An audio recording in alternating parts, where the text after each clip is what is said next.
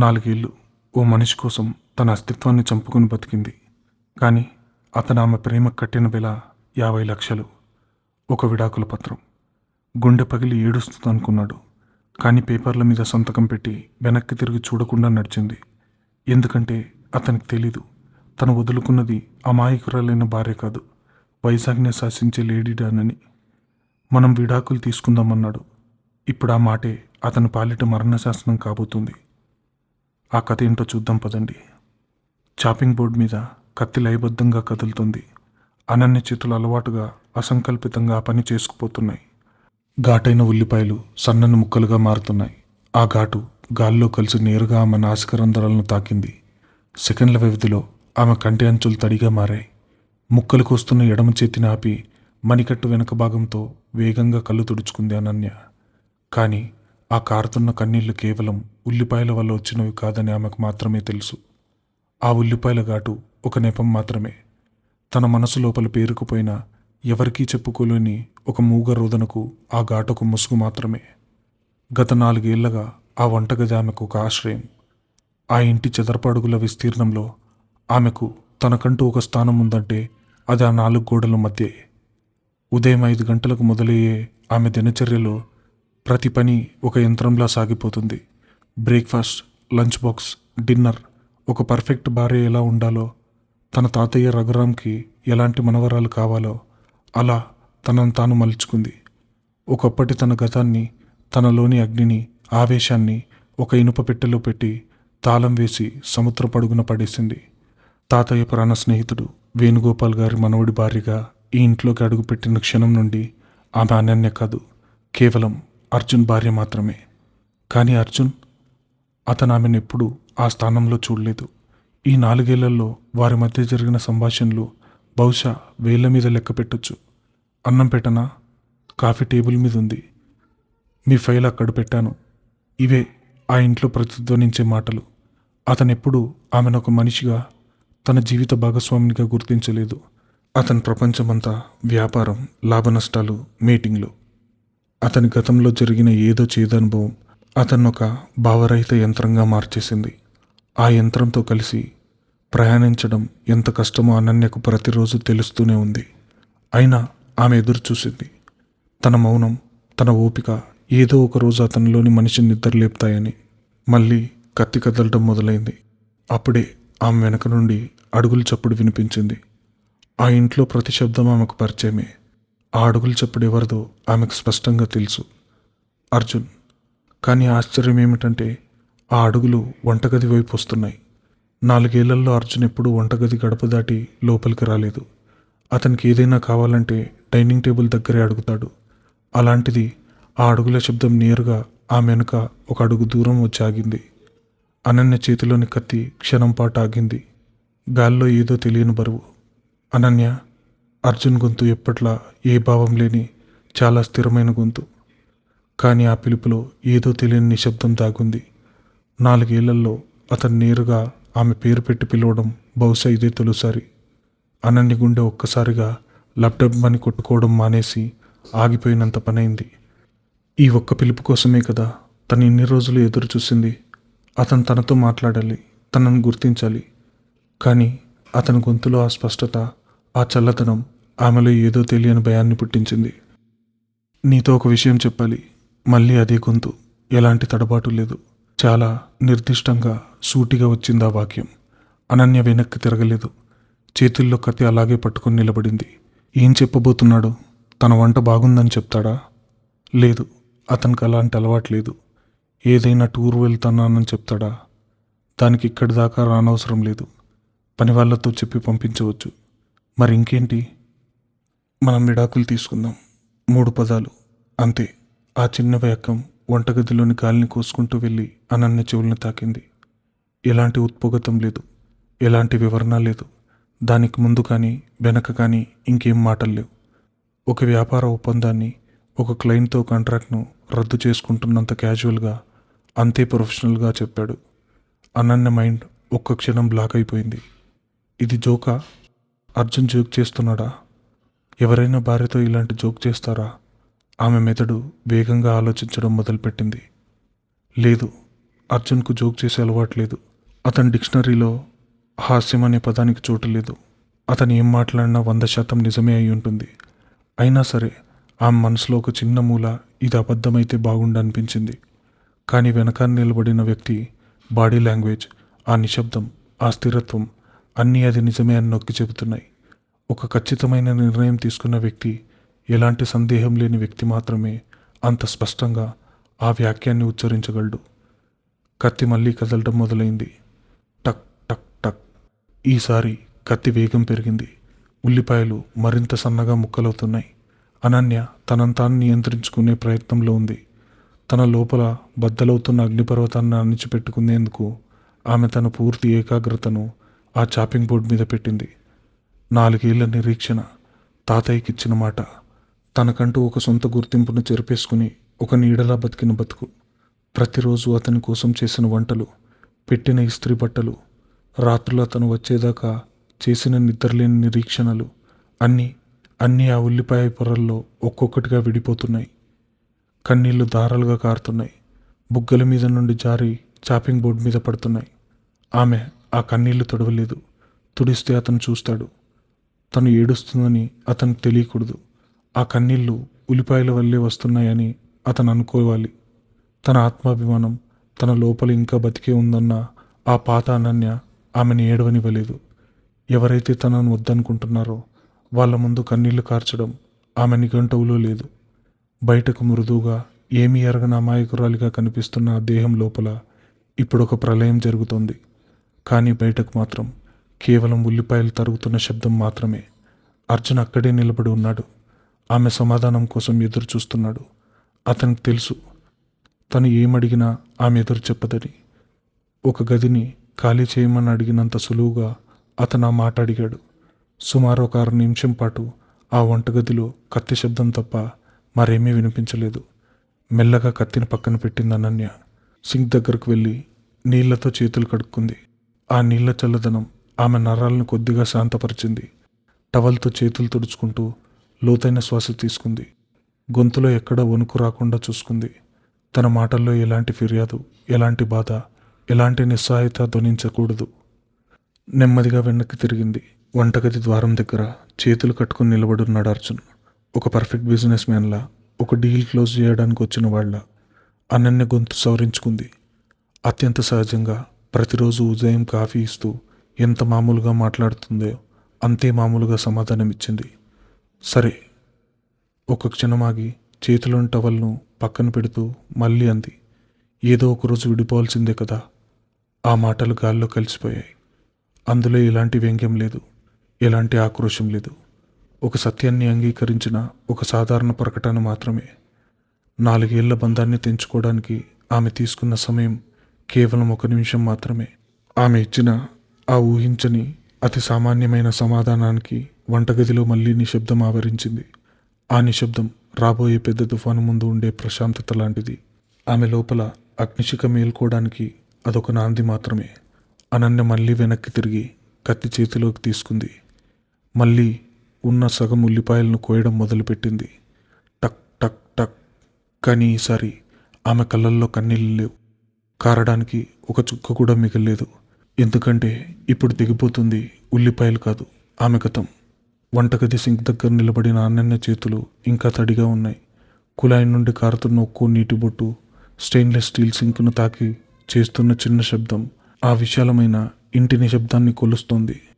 అర్జున్ అడుగులు వెనక్కి తిరిగాయి. డైనింగ్ హాల్లోని పెద్ద టేబుల్ వైపు ఆ అడుగులు సాగాయి. 1 నిమిషం తర్వాత డైనింగ్ టేబుల్ మీద ఏదో బరువైన వస్తువు ఉంచిన శబ్దం. అనన్య సింక్ అంచు గట్టిగా పట్టుకుంది. ఆమె వేళ్ళు ఎర్రబడేంత గట్టిగా. ఊపిరితిత్తుల్లో గాలి నెమ్మదిగా దీర్ఘంగా పీల్చుకుంది. తన లోపల జరుగుతున్న రసాయన చర్యను, అణువిస్ఫోటనాన్ని కేవలం ఆ శ్వాసధారాన్ని నియంత్రించే ప్రయత్నం. చేతికున్న తడిని కిచెన్ టవల్కు తుడుచుకుంటూ డైనింగ్ హాల్ వైపు నడిచింది. పొడవైన టేబుల్, దానికి ఒకవైపు అర్జున్ నిలబడున్నాడు. అతని ముందు ఒక నలుపు రంగు లెదర్ ఫైల్ తెరిచింది. అందులో దళసరిగా ఉన్న స్టాంప్ పేపర్లు, వాటి కింద మరికొన్ని డాక్యుమెంట్లు ఉన్నాయి. అన్నెన్న అడుగులు చప్పుడు వినగానే అతను తన జేబులోంచి ఖరీదైన పెన్ తీసి ఆ పేపర్ మీద ఉంచాడు. అనన్య టేబుల్కి మరోవైపు వచ్చి నిలబడింది. ఆ క్షణంలో వారిద్దరి మధ్య ఉన్న దూరం కేవలం 5 అడుగులు మాత్రమే. కానీ ఆ 5 అడుగులే 5 కాంతి సంవత్సరాల సుదూరంగా అనిపిస్తోంది. అర్జున్ గొంతు మళ్ళీ వినిపించింది. ఒక సీఈఓ తన బోర్డ్ ఆఫ్ డైరెక్టర్స్తో మీటింగ్తో మాట్లాడేంత ప్రొఫెషనల్గా. ఈ ఫైల్లో విడాకుల పత్రాలున్నాయి. మ్యూచువల్ కన్సెంట్తో విడిపోతున్నట్లు లాయర్ డ్రాఫ్ట్ చేశాడు. అతని మాటల్లో ఎక్కడా తడబాటు లేదు. ఒక 4 సంవత్సరాల బంధాన్ని ఒక కాగితం ముక్కపై చేర్చినందుకు ఎలాంటి బరువు లేదు. అతను పేపర్లను కొద్దిగా అనన్య వైపు జరుపుతూ మళ్ళీ మాట్లాడడం మొదలుపెట్టాడు. నాకు తెలుసు ఇది సడన్ అని, కానీ ఫైనాన్షియల్గా నీకు ఎలాంటి ఇబ్బంది రాకుండా నేను అన్ని ఏర్పాట్లు చేశాను. నీ పేరు మీద 50 లక్షల రూపాయలు ఫిక్స్డ్ డిపాజిట్ చేశాను. దానికి సంబంధించిన బాండ్స్ ఇవి. అతను మరో 2 కాగితాలు వేరు చేసి చూపించాడు. అనన్య పెదవులు కొద్దిగా విడిపోయాయి, కానీ మాట బయటకు రాలేదు. ఆమె దృష్టంతా ఆ కాగితాల మీద లేదు. అలాగే వైజాగ్ బీచ్ రోడ్లో ఒక లగ్జరీ ఫ్లాట్ని నీ పేరు మీద రిజిస్టర్ చేయించాను. అది నీకు సెక్యూరిటీగా ఉంటుంది. నీ భవిష్యత్తుకు ఎలాంటి డోకా లేదు. ఒక్క క్షణం ఆగి తన గొంతును మరింత దృఢంగా మార్చుకున్నాడు అర్జున్. ఇదొక ఫెయిర్ డీల్. ఎలాంటి న్యూసెన్స్ చేయకుండా ఇక్కడ సంతకాలు పెట్టు. న్యూసెన్స్, ఆ ఒక్క పదం అనన్య మెదడులో ఓ సుత్తిలా దిగింది. ఆమె శరీరం రక్త ప్రసరణ ఒక్కసారిగా వేగవంతమైంది. చేతివేళ్లు అసంకల్పితంగా పిడికిలిగా మారాయి. నా ప్రేమ విలువ 50 లక్షల. ఆమె గొంతులోంచి పైకి రాన ప్రశ్నది. మనసు పొరల్లో సుడిగుండంలా తిరుగుతున్న ప్రశ్నది. గత 1460 రోజులుగా ఆమె ఈ ఇంటికి, ఈ మనిషికి చేసిన సేవలకు, దారపోసిన సమయానికి, అణిచిపెట్టుకున్న తన అస్తిత్వానికి అతను కట్టిన వెల 50 లక్షల. ఒక మనిషి ప్రాణాన్ని, జీవితాన్ని ఇంత ఖచ్చితంగా డబ్బులతో కొలవగలరా? 4 ఏళ్ల క్రితం తాతయ్య రఘురాం చేతులు పట్టుకొని ఈ ఇంట్లో అడుగుపెట్టినప్పుడు ఆమె తెచ్చుకున్నది కేవలం బట్టల సూట్ కేసు మాత్రమే కాదు, తన పాత జీవితానికి సంబంధించిన ప్రతి ఆనవాలు. వైజాగ్లో తన పేరు చెబితే భయపడే సామ్రాజ్యాగ్ని, లేడీ డాన్ అనే తన గుర్తింపును అంతా వదిలేసొచ్చింది. ఒక సాధారణ ఇల్లాలిగా, ఒక ప్రేమించే భార్యగా కొత్త జన్మెత్తింది. అతను రాత్రింబవల్లో ఆఫీస్ పనుల్లో మునిగిపోయినా పల్లెతో మాట అనలేదు. కనీసం పుట్టినరోజు నాడు కూడా అతను పక్కన లేకపోయినా సర్దుకుపోయింది. అతనికి ఇష్టమైన వంటలు చేయడానికి గంటల తరబడి యూట్యూబ్ వీడియోలు చూసి నేర్చుకుంది. అతను జ్వరంతో పడుకుంటే రాత్రంతా కుర్చీలోనే కూర్చుని గడిపింది. వీటన్నిటికీ బిల్ వేస్తే 50 లక్షలు అవుతుందా? ఆలోచనలు ఆమె మెదడును తొలిచేస్తున్నాయి. అతను మాట్లాడుతున్నది ఒక భార్యతో కాదు, ఒక ఉద్యోగికి సెటిల్మెంట్ ఇస్తున్నట్టు మాట్లాడుతున్నాడు. నష్టాల్లో ఉన్న కంపెనీ బ్రాంచ్ మూసేసి అక్కడి స్టాఫ్కు కాంపెన్సేషన్ ఇస్తున్నట్టు ఆఫర్ చేస్తున్నాడు. న్యూసెన్స్ చేయకుండా అట అంటే ఏడవటం, బ్రతిమాలటం, తాతయ్యలకు ఫోన్ చేసి ఫిర్యాదు చేయడం, ఇవన్నీ అతని దృష్టిలో న్యూసెన్స్. ఒక క్లయింట్తో కాంట్రాక్ట్ క్యాన్సిల్ చేసుకున్నప్పుడు వచ్చే లీగల్ అడ్డంకుల్లాంటివి. అనన్య లోపలెక్కడో అట్టడుగున కప్పబడిన అగ్నిపర్వతం ఉలిక్కిపడి మేల్కొంది. 4 ఏళ్లుగా నిద్రావస్థలో ఉన్న లేడీడన్న అహంకారం ఒక్కసారి పడగ విప్పింది. తన ప్రేమను ఒక వ్యాపార లావాదేవీగా మార్చిన ఈ మనిషితో తనింకా దేని గురించి పోరాడాలి? తనను ఒక మనిషిగా చూడలేని వాడి ముందు ఏడుస్తూ బతిమాలుతూ తన ఆత్మాభిమానాన్ని ఎందుకు చంపుకోవాలి? ఆమె కుడి చేయి నెమ్మదిగా టేబుల్ మీదున్న పెన్ను వైపు కదిలింది. అర్జున్ 2 చేతులు జేబులో పెట్టుకుని నిలబడాడు. అతని బాడీ లాంగ్వేజ్ చాలా రిలాక్స్డ్గా ఉంది. ఇది తన రోజువారీ పనుల్లో ఒకటి అన్నట్టు. కానీ అతని మెదడు మాత్రం అనన్య తదుపరి చర్య అంచనా వేస్తోంది. అతను ఊహించిన దృశ్యం వేరు. ఆమె ఈ పేపర్లు చూడగానే పెద్దగా ఏడుస్తుందనుకున్నాడు. ఎందుకు విడిపోవాలి? తప్పెక్కడ జరిగింది అని నిలదీస్తుందని ఊహించాడు.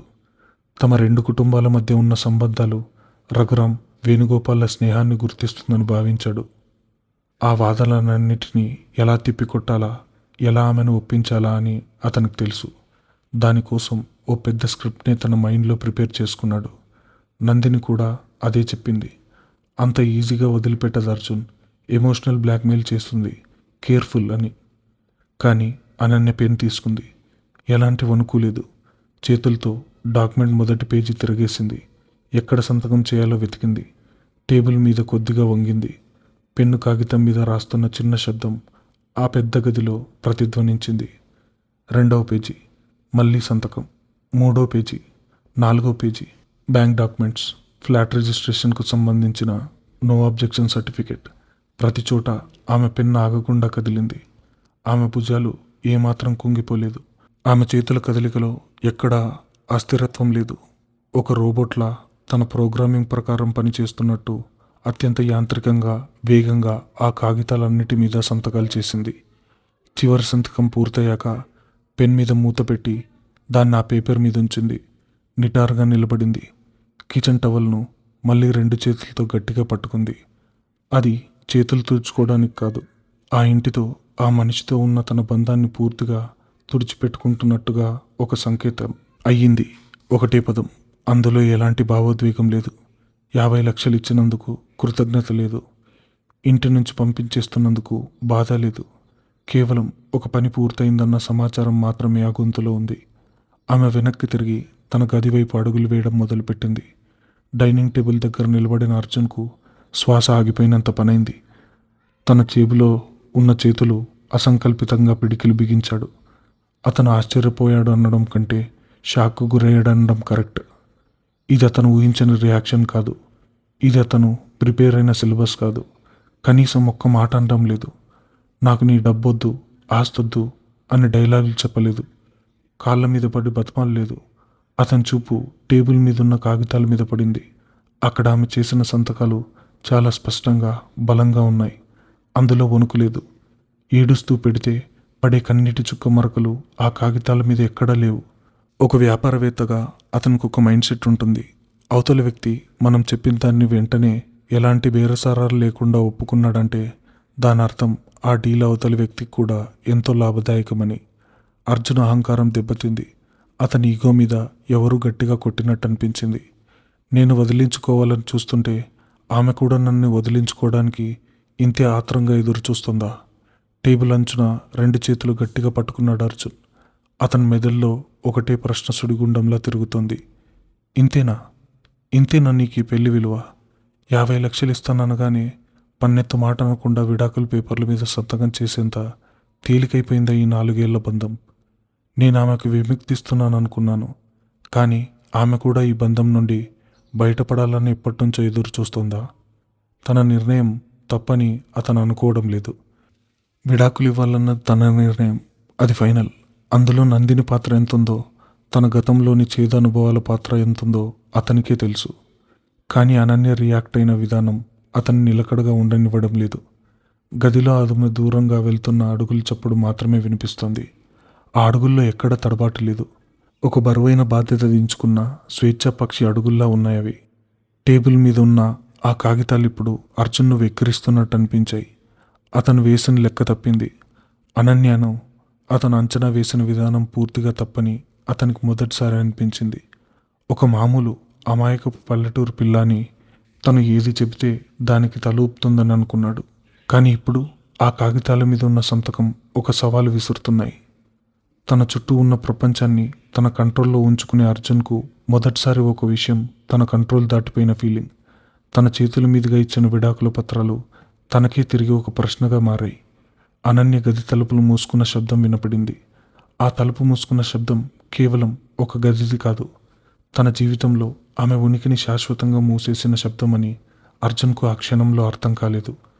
ఆమె వెనకాల దాగి ఉన్న ఆ నిజమైన లేడీ డాన్ అస్తిత్వం ఇప్పుడు నిద్రలేచిందని, ఇక ముందు రాబోయే 30 రోజులు కూలింగ్ పీరియడ్లో ఆ అగ్నిసిగలు అతన్ని ఎలా తాకబోతున్నాయో ఊహించని అర్జున్ ఆ ఫైల్ను కోపంగా మూసేశాడు. పంజరం తలుపులు బార్లా తెరుచుకున్నాయి. లోపల పక్షికి స్వేచ్ఛ దొరికింది. బయట అనంతమైన ఆకాశం రెక్కలు విప్పుకోవడానికి ఆహ్వానం పలుకుతోంది. కానీ ఆ పక్షి గుండె మాత్రం ఇంకా ఆ ఇనుప చువ్వల మధ్య ఆ పంజరం లోపలే చిక్కుకుని ఉండిపోయింది. చాక్లెట్ రంగులో ఉన్న ఆ భారీ సూట్ కేస్ ఇంటి గుమ్మం మెట్లు దిగి నేల మీదకు జారింది. దాని వెంటే మరో 2 చిన్న బ్యాగులు. అమ్మగారు, అయ్యగారు మీ వస్తువులన్నీ బయట పెట్టమన్నారు.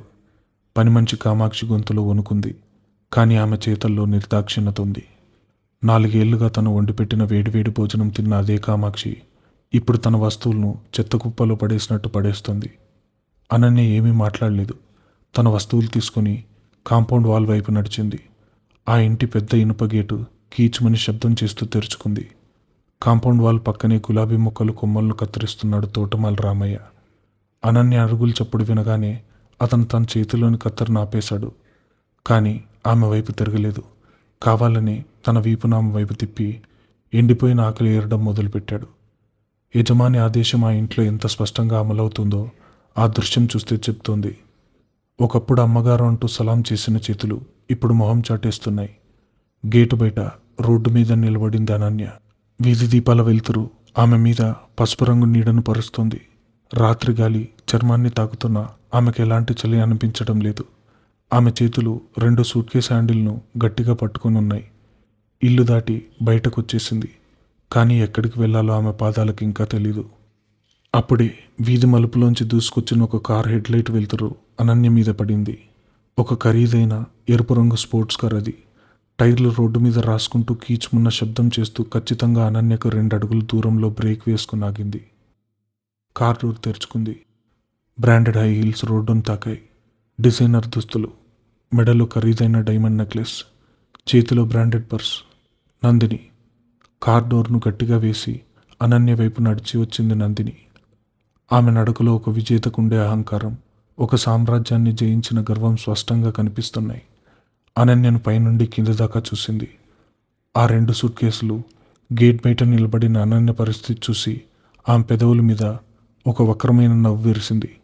Wow, finally the dustbin is cleared అంటూ తన చేతుల్లో కీచైన్ను తిప్పుతూ అంది నందిని. అనన్య నిశ్శబ్దంగా నిలబడి ఉంది. ఆమె చూపులు నందిని ముఖం మీదే ఉన్నాయి. కానీ ఆ చూపుల్లో ఎలాంటి భావం లేదు. ఏంటి ఆ చూపు? నీ ఆటలిక సాగువని అర్థమైందా? నందిని గొంతు స్థాయి పెరిగింది. అందులో వెటకారం పాలు ఎక్కువైంది. ఎంత ప్లాన్ చేసి ఇంట్లోకి అడుగు పెట్టావే నువ్వు? ఆ ముసలోళ్ళ సెంటిమెంట్ని క్యాష్ చేసుకుని అర్జున్తో మెడలో తాళి కట్టించుకుని బాగా సెటిల్ అవుదామనుకున్నావు కదూ?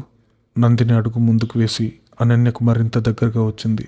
డబ్బు కోసం భలే వలలో వేసుకున్న అర్జున్ని. ఏంటి ఇప్పుడు 50 లక్షలు చేతిలో పడేసరికి చంకలు గుద్దుకుంటూ బయటకు వచ్చేసావు. ఆ మాత్రం దానికి 4 ఏళ్ళు నాటకం ఆడడం ఎందుకు? ముందే రేట్ చెబితే నేనే ఇచ్చేదాన్ని కదా ఆ 50 లక్షలు. నందిని పక్కపక్క నవ్వింది.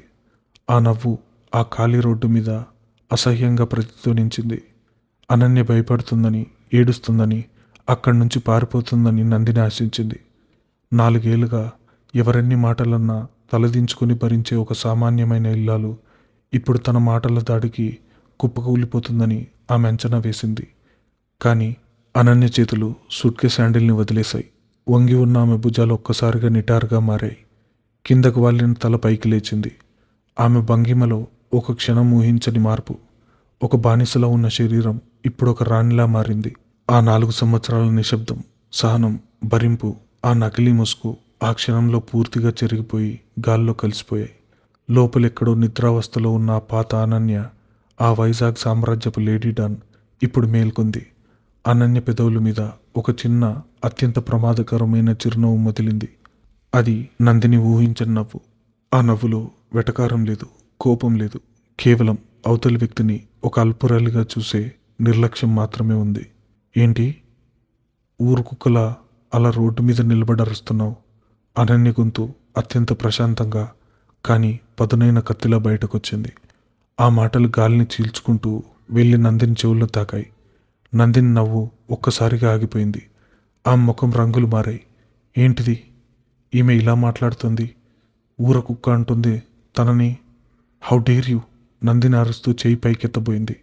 కానీ అనన్య కదలిక నందిని కన్నా వేగంగా ఉంది. ఒకే ఒక అడుగు ముందుకు వేసి నందిని కళ్ళల్లోకి సూటిగా చూసింది అనన్య. ఆమె చూపుల్లో తీక్షణత, ఆ ఆధిపత్యం నందిని ఒక అడుగు వెనక్కి వేసేలా చేశాయి. నీ రేటెంత, నా రేటెంత అనేది మార్కెట్లో తేల్చుకుందాం. కానీ ముందు అరవడం ఆపు. ఇది నా పాత ఇల్లు. నా ఇష్టం వచ్చినంతసేపు ఈ రోడ్ మీద నిలబడతాను. నీకు అభ్యంతరమైతే కారు వేసుకుని వెళ్ళిపో. అంతేకాని నా ముందు మురిగావో. అనన్య వాక్యాన్ని పూర్తి చేయకుండానే ఆగిపోయింది. ఆ ఆగిపోవడంలో ఉన్న బెదిరింపు 100 మాటల కంటే ప్రమాదకరంగా ఉంది. తన ముందు నిలబడిన ఈ అనన్య, తాను ఇన్నాళ్లుగా విన్న అనన్య ఒకరు కాదని నందినికి సెకండ్లో అర్థమైపోయింది. ఆమె లోపల ఏదో తెలియని భయం మొదలైంది. కానీ దాన్ని బయటకు కనపడనివ్వకుండా కవర్ చేసుకునే ప్రయత్నం చేసింది. అప్పుడే ఇంటి పోర్టికో తలుపులు తెరుచుకున్న శబ్దం. ఇద్దరి చూపులు అటువైపు మళ్ళాయి. మెట్లు దిగి కాంపౌండ్లోకి వస్తున్నాడు అర్జున్. అతని ముఖంలో ఎప్పటిలాగే ఏ భావం లేదు. కాంట్రాక్ట్ క్యాన్సిల్ చేసుకున్న ఒక క్లయింట్ ఇంకా తన ఆఫీస్ బిల్డింగ్ ముందే ఎందుకు నిలబడ్డాడన్నట్టుగా చూస్తున్నాడు అనన్య వైపు. అర్జున్ని చూడగానే నందిని బాడీ లాంగ్వేజ్ మళ్ళీ మారిపోయింది. కోపం, భయం స్థానంలో అమితమైన ప్రేమ, ఆరాటం వచ్చి చేరాయి. రోడ్డు మీద తన అవమానాన్ని కప్పిపుచ్చుకోవడానికి ఆమెకు దొరికిన అద్భుతమైన అవకాశం అతను. గేట్ తీసుకుని లోపలికి పరిగెత్తింది నందిని. బేబీ! ఆమె పిలుపులో ఎంతో తీయదనం. నేరుగా వెళ్ళి అర్జున్ మెడ చుట్టూ చేతులు వేసింది. అతన్ని గట్టిగా హత్తుకుంది. అర్జున్ కూడా ఎలాంటి అభ్యంతరం చెప్పకుండా ఆమె నడుం చుట్టూ చేతులు వేశాడు. గేట్ బయట కేవలం 10 అడుగుల దూరంలో నిలబడి ఉన్న అనన్య ఇదంతా చూస్తుంది. నందిని కావాలని తన గొంతు స్థాయిని పెంచింది. బయటున్న అనన్య తన ప్రతి మాట స్పష్టంగా వినపడేలా ఆమె ఉద్దేశం. I missed you so much Arjun. నీకు ఒక గుడ్ న్యూస్ చెప్పాలి. నందిని వయ్యారంగా అతని చెవి దగ్గరకు వెళ్ళింది. కానీ మాటలు మాత్రం గట్టిగానే వచ్చాయి.